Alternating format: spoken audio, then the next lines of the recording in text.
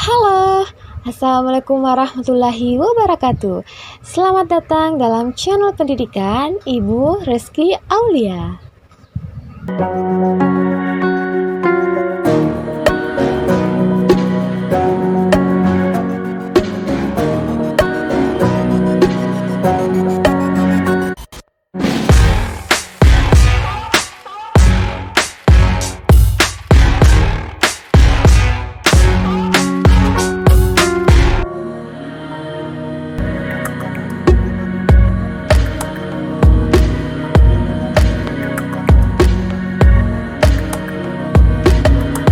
Pembahasan pada video kali ini masih berhubungan dengan bab 4, aksi nyata para pelindung bumi.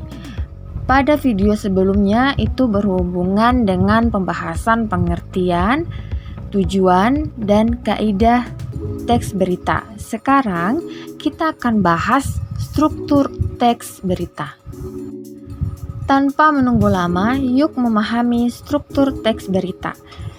Di sini kalian sudah melihat ada 4 struktur teks berita, dimulai dari judul, kedua kepala berita, ketiga tubuh berita, keempat ekor berita. Judul berita. Dalam penjelasan ini, judul berita harus singkat, logis, dan dapat mewakili seluruh isi berita. Dalam menuliskan struktur berita, buatlah semenarik mungkin agar dapat memancing rasa penasaran pembaca. Jadi kalau misalnya kalian ingin membuat suatu berita, lalu pusing memikirkan judulnya bagaimana, cukup kalian memahami dengan baik isi berita yang akan kalian buat, lalu simpulkan dengan penggunaan kata-kata yang mewakili isi berita kalian, lalu kalian jadikan sebagai judul. Jangan biarkan judul kalian itu terlalu panjang sehingga ketika para pembaca melihat judul itu, bukannya para pembaca ingin membaca, tetapi mungkin buku kalian atau berita kalian akan disingkirkan gitu, saking panjangnya. Alangkah baiknya judulnya itu sesuai dengan pengertiannya di sini, harus singkat, logis, dan dapat mewakili seluruh isi berita. Berikut ini contoh judul teks berita yang sudah mewakili isi dari berita tersebut. Kebakaran Kri Teluk Gading, penyebab kronologi, jumlah personel, evakuasi, dan kondisi terkini. Selanjutnya kita masuk pada poin kedua, kepala berita. Berdasarkan pengertiannya, kepala berita adalah bagian awal yang memuat banyak informasi penting. Kalau misalnya kepala berita ini menggunakan unsur berita apa, di mana, kapan, dan siapa. Kepala berita disebut juga sebagai lead, teras berita, atau orientasi. Berikut ini contoh kepala berita, silakan kalian simak baik-baik. Karena di dalam kepala berita atau teras berita itu terdapat 4 unsur teks berita yang dimulai dari kata apa, di mana, kapan, dan siapa. Silakan kalian kembali perhatikan contoh kepala berita. Pada kata apa, bunyi pertanyaannya, apa yang diberitakan? Pada paragraf ini, apa yang diberitakan? Kri Teluk Gading 538 mengalami kebakaran. Kemudian kata di mana, bentuk pertanyaannya, di mana peristiwa tersebut terjadi. Peristiwa tersebut terjadi di timur selatan Selayar, Sulawesi Selatan. Unsur yang ketiga, kapan, bentuk pertanyaannya, kapan peristiwa tersebut terjadi. Peristiwa tersebut terjadi pada Sabtu tanggal 3 bulan 6 2023. Kemudian unsur yang keempat, siapa? Bentuk pertanyaannya, siapa yang terlibat dalam peristiwa tersebut? Siapa yang terlibat dalam peristiwa tersebut? Yaitu Komando Lintas Laut Militer. Jadi sudah jelas kan dari keempat unsur yang terdapat pada kepala berita, bagaimana contoh kalimatnya.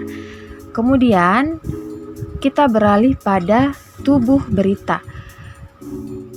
Pengertian dari tubuh berita berisi penjelasan mengenai informasi yang disampaikan pada bagian kepala berita. Pada bagian tubuh berita terdapat jawaban atas pertanyaan mengapa dan bagaimana peristiwa itu terjadi. Struktur ini memuat latar belakang, penyebab hingga upaya yang dilakukan pihak terkait untuk menyelesaikan peristiwa tersebut. Jadi intinya pada bagian tubuh berita ini menjelaskan proses mengapa dan bagaimana peristiwa itu bisa terjadi. Jadi ada penjelasan latar belakangnya begitu. Contoh konkretnya dalam kehidupan sehari-hari kita. Misalnya, ada teman kalian yang sakit. Lalu kalian mencari tahu mengapa dan bagaimana dia bisa sakit atau demam. Dan ternyata ketika kalian menelusuri latar belakang mengapa teman kalian ini demam, ternyata pada beberapa hari sebelumnya dia suka main hujan-hujanan, kemudian sering makan atau minum minuman dingin. Nah, itu kan penyebab seseorang bisa terserang demam. Itu contoh konkretnya dalam kehidupan sehari-hari kita. Nah, kalau contohnya dalam teks berita, bisa kalian lihat pada pemaparan berikut ini. Silakan kalian simak baik-baik bacaan ini dan pasti kalian akan menemukan bagaimana dan mengapa kejadian itu bisa terjadi. Selanjutnya kita langsung saja beralih pada ekor berita. Berdasarkan penjelasannya, bagian ini mencantumkan informasi yang bersifat tambahan. Jika ekor berita dihilangkan, maka tidak berpengaruh terhadap pokok berita. Mengapa demikian? Sebab keenam unsur berita itu sudah dijelaskan dengan lengkap di bagian kepala dan tubuh berita. Jadi untuk mendapatkan informasi yang sangat penting atau meletakkan informasi penting itu, letaknya pada kepala berita dan tubuh berita, ya, berdasarkan penjelasan dari keempat struktur ini. Ini adalah contoh ekor berita, silakan disimak baik-baik. Tak terasa kita sudah berada di akhir pembelajaran. Dan sebelum mengakhiri video ini, Ibu ada tugas untuk kalian. Ini adalah berita, teks berita, yang di sini kalian harus menentukan mana kepala berita, tubuh berita, dan ekor berita. Selamat mengerjakan. Inilah pembahasan mengenai struktur teks berita. Nanti pada pertemuan selanjutnya kita akan bahas banyak materi lagi. Jangan pernah bosan untuk nonton video-video pembelajaran dari Ibu Reski.